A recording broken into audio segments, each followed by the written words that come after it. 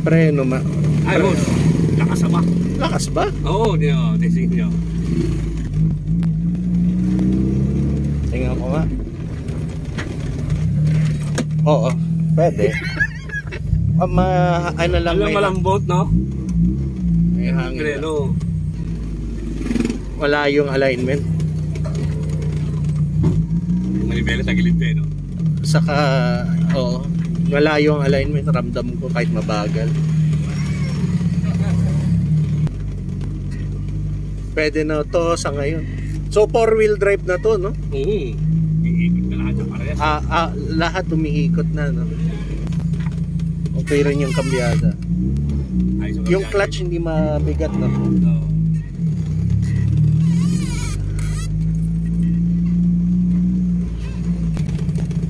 Lubog yung pedal.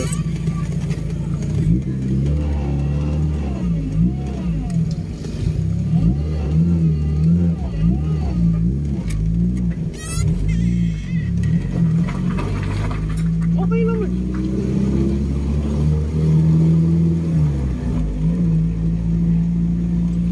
Okay. Yung preno lang hindi ako masaya. Alignment mali pero okay lang din. Ang tinitingnan mo?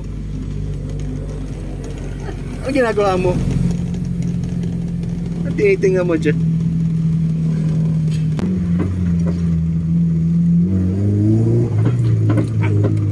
Hindi, wala pa yun eh. Wala. Wala pang turbo. Hindi ko pa nararamdam yung turbo. Hindi ba nga eh, pag pinirit ko eh. Oh, delikado bibirit to. Ototok. Parang lagutok. Oo. Ano kaya yun? Yeah. Tambucho siguro? Ginawa ko sa sayad? Hindi. Pag gumanong ka, kumakatok eh. Ay, labas ko pala yan.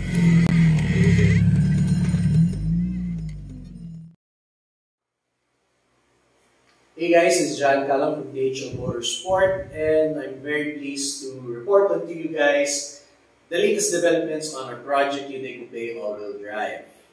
This video is going to be a compilation of what has been done to the car since the last update. I apologize for the delay. There were things beyond our control that made us stop working on the car for probably 5 months. We only have done relatively continuous work on the car for the past 2 months. Our team was sidelined by the clutch issue that the car had. We skipped on buying a clutch set for the car, which in retrospect was not a good idea. We should have at least bought a new pressure plate. But we just bought a used one, so that has bit us hard in the butt because the release bearing was popping out of the pressure plate. So the retainer that holds the release bearing in the plate was coming off. So apparently we're not supposed to reuse the pressure plates on these full type clutches. So we had no choice but to buy a new pressure plate, and we bought from a local supplier of competition clutch. So it's an OEM grade, so we don't want any stiff stage 1, stage 2, stage 3 stuff. So we only used the pressure plate. It came as a complete kit. We only used the pressure plate. Right? So at the same time, when we were doing the clutch job, we also were able to find a front limited slip diff. The Evo 4 GSR apparently has an open front diff. Evo 5 and 6 has a helical diff, a standard for the GSR models as well. We were able to get the whole transfer case from an Evo 5 or Evo 6, but we waited to be able to do the clutch job at the same time. So we did that. We overhauled the transfer case with new seals, and now we have LSDs on all the front, center, and rear dips. So apparently that's a hot setup if you're only going to do tarmac work, autocross work, circuit racing work. Viscous diff on the rear, they say it's weak, doesn't lock as strong supposedly, it's a bit slow to react, but since you are working with a high traction surface, apparently the setup we have is pretty good. So we also revised the exhaust setup. The previous setup was much to be desired because it was hanging too low. So we had to revise the bracket for the center bearing to hold the center bearing in place, and that gave us more than enough room. We also revised our wheel setup. We wanted to go 15s initially. We wanted to use the 15-inch Elantra 2012 Elantra wheels because they were on that turbine-like shape that was also reminiscent of the stock OEM RD1 Coupe Tiburon wheels. Unfortunately, the GSR brakes requires 16-inch minimum wheel size.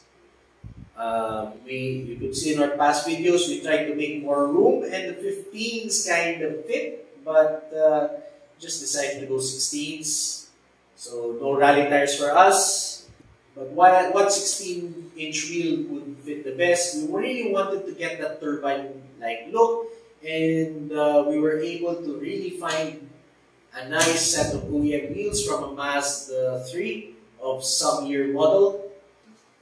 And I think it very much matches the OEM Plus look that we are going after. Also, another major thing was wiring. The engine was able to start, but it wasn't very clean install. So we got an outside electrician to help us out. So I'd like to thank Alvin for that. The car developed a weird hard starting issue, so we replaced the mass airflow sensor with a new surplus old 399 sensor, which comes in an Evo 789. Shout out to Sir Norman de la Peña for the hookup. Also in the interim, we found a cheap roll cage that was meant for a big body Corolla. We said, okay, it's not that good, but at least it's a starting point for us to develop a 4-point roll cage for the car. So we used the main hoop, diagonal stays towards the shock towers, the rear shock towers, and then we made a strut bar from one of the links that came with the kit, with the roll cage, I mean, and we painted it black. So it's not that obvious when you drive the car around, or it could be depending if you could see through, right? But it's more of just to save our necks in case we roll over the car. Hopefully that doesn't happen. And I'm sure that we missed out on a lot of other small details on the car, what we've changed since the last video, but eventually we got there, and I mean, the car's not really complete, but at least it's fit enough for us to go for a test drive, and so here it is. We were able to take a spin around the neighborhood. Well, I'm so happy that it drives pretty normal. The clutch effort was perfect. It was not that hard considering it's a 240 mm diameter clutch disc. Okay, that the Evo 789 and the Hyundai Starexes have. Right, it drives pretty normal. Of course, the alignment was off. I could feel it even at a slow speed that the fronts were not good, the rears were not good, but at least it rolls and it's able to move in its own effort. But we weren't able to activate the turbo, so to speak, to drive it hard enough to feel the turbocharger. So it was doing okay despite whatever it is that's missing from the car. And I tell you, there's a lot of missing stuff. There are a lot of things. There's a whole list of things we have to do.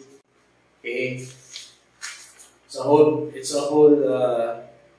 short bud paper or A4 sized list, laundry list of things to do. We started the project by acquiring the car, I think about end of September, so I guess first week of October 2020. Filming this, it's the end of January 2021, so you guys can do the math, how many months it is. It's what? More than 1.5 years since we started. October 2020, October 2021. No, a year and 3 months since we started this project. And I can't wait to drive this car next. But getting it running is a huge step for a big relief and a massive achievement for the team. And to get it to where we will be most satisfied in driving it without fear of breaking down and driving it and being able to drive it spiritedly, that's where we really want to end up. So anyway guys, that's it for the update on Project Hyundai Coupe all-wheel drive. Thank you so much for watching, and I hope to see you guys in the next video. But before you go, hey, guess what? I'm wearing the shirt. I'm wearing the Coupe all-wheel drive shirt. If this is something you'd like to outfit yourselves with, also I also made some Tiburon shirts also. We're thinking of starting up our own line of merch. So we usually make these statement shirts for ourselves, for our own personal use, for our own personal satisfaction, and maybe perhaps you guys would also like to have a shirt or 2 or 10 for your own personal collection and use. So let us know. You guys can give us a message on Facebook if you're interested. Hey, that's it guys. Ciao. Stay safe.